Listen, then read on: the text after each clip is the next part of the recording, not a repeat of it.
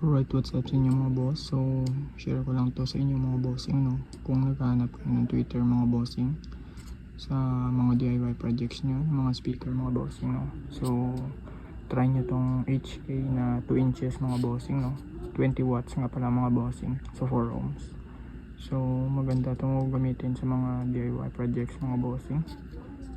Maliit lang siya mga bossing, no? Yan.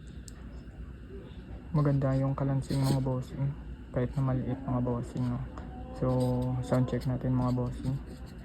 Gamit natin capacitor mga bossing is 3.3 mga bossing, no? So HK 2 inches 20 watts 4 ohms mga bossing.